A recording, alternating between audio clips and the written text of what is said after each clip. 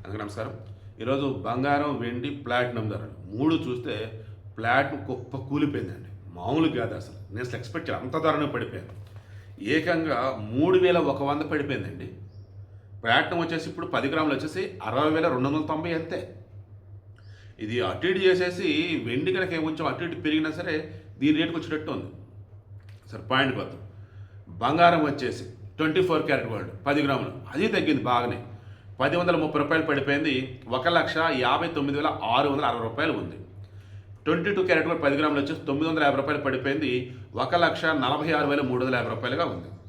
Then 18 carat gold వచ్చేసి రూ. 780 పడిపోయింది. 1,19,740 ఉంది. 18 క్యారెట్ గోల్డ్ 10 గ్రాములు. ఇక వెండి ఇది కూడా పడిపోయిందండి.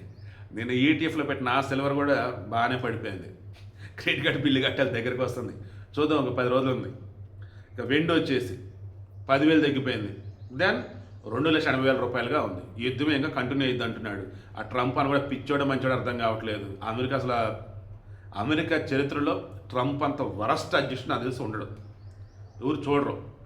ఏమంటున్నాడండి నిన్న మొన్న యుద్ధం ఆల్మోస్ట్ అయిపోయింది అన్నాడు. మళ్ళీ ఈరోజు ఏమంటున్నాడండి నెక్స్ట్ వీక్ మేమేంటి చూపిస్తా అంటున్నాడు. కర్మ. సరే ఇప్పుడు విషయం ఏంటంటే బంగారు రేట్లు పడొచ్చేమో పెరగొచ్చేమో. మీరు అనుకున్న రేటు కనుక బంగారం వస్తే కొనుక్కోండి. పడినా పెరిగినా ఇబ్బంది అయితే ఉండదు. రాను రోజుల్లో బంగారం ఖచ్చితంగా అయితే పెరిగింది.